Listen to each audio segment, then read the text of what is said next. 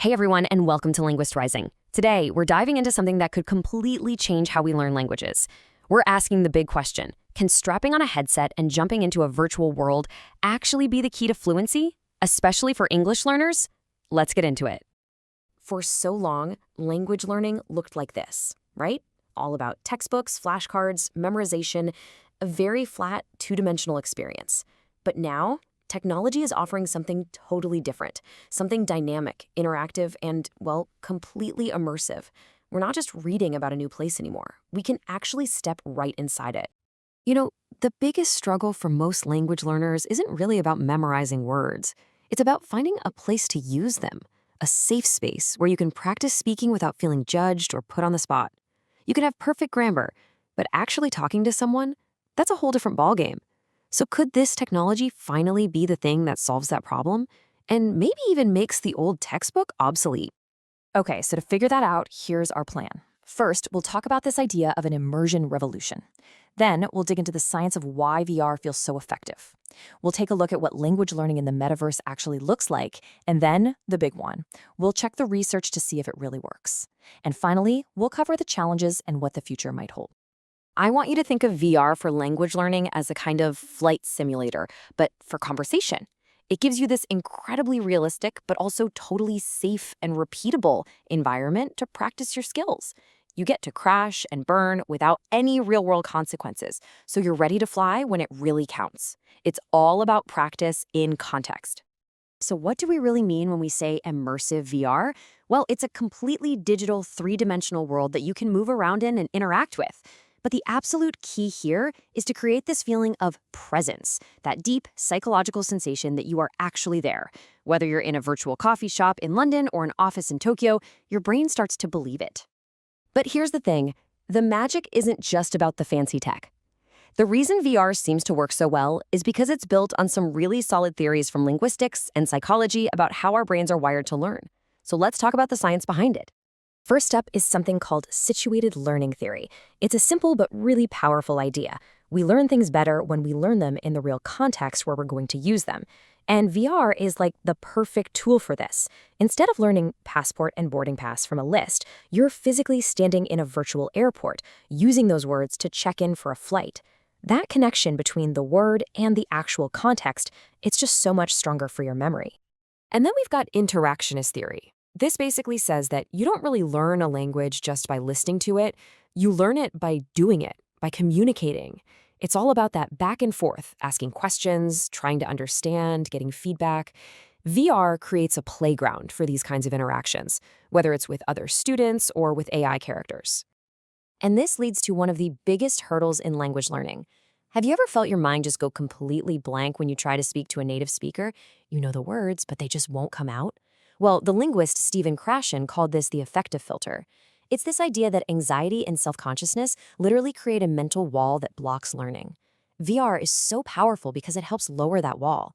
It gives you a space to practice and make mistakes without that real-world pressure. Okay, so we've covered the why, but what about the what? What does it actually look and feel like when you put on that headset to learn English?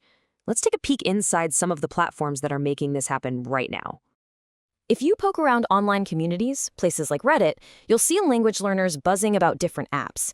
Names like Nountown, Mondly, and Immerse come up all the time. They all have slightly different angles, but for this explainer, we're going to use Immerse as a kind of case study to see how these things are structured. So here you can see a live class happening inside a virtual airport scene. A platform like Immerse is usually built around a few core ideas. The first is learn. These are live classes led by a real teacher, but in small groups, so everybody gets a ton of time to actually speak. And the second part is connect, which is more like an informal conversation club where you can just hang out and chat about different topics. The other half is all about solo practice. The practice section uses AI avatars for role-playing, so you might have to, say, order a coffee from an AI barista or check into a hotel. And then there's the play section, which uses fun games, also powered by AI, to help you build your vocabulary. It's this mix of live human interaction and safe AI practice that really helps build up confidence step by step. Okay, this all sounds absolutely incredible in theory, but we have to ask the really important question. Is there any solid proof that this is actually better than just using a textbook? Let's turn to the peer-reviewed research and see what it says. A recent systematic review published in the journal Frontiers took a deep dive into 37 different studies on this from just the last few years. And as you can see, there were a few more studies on augmented reality, or AR, than on virtual reality. But the researchers noted that the VR studies tended to be a bit more comprehensive, looking at both short-term and long-term learning effects. Now, to really understand the results, we have to know what the scientists are actually measuring. Vocabulary gain is just what it sounds like. It's how many new words you can remember right after a lesson. But vocabulary retention, that's the real goal.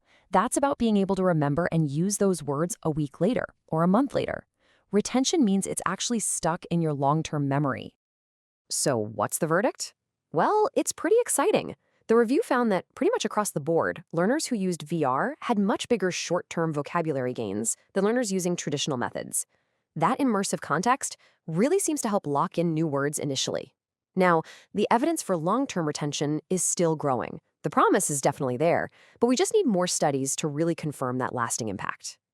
Of course, let's be real, this technology is not a magic wand. There are some very real challenges to getting this into the hands of every learner, but there's also a seriously exciting future just around the corner. As you can see here, the hurdles are pretty significant. The cost of a good headset creates a digital divide. We've all dealt with tech glitches that can ruin an experience. And teachers, well, they need really good training to use these tools well. And of course, whenever you're collecting student data, you have to think about privacy. These are all big problems we have to solve. But the future? Wow. This is where it gets truly mind-blowing. The real game changer isn't just VR on its own. It's the combination of VR and artificial intelligence. Imagine having a conversation not with a pre-programmed bot, but with an advanced AI that can adapt to your skill level on the fly, introduce new words naturally, and give you instant, helpful feedback. We're talking about a personalized, infinitely patient conversation partner that's available 24/7. And that brings us to our final question for today. We are really just at the dawn of this immersion revolution. But as this technology gets cheaper, better, and smarter, you have to wonder, could VR finally be the tool that closes that gap between the classroom and the real world and makes fluency a realistic goal for everyone, everywhere? Only time will tell. Thanks for watching.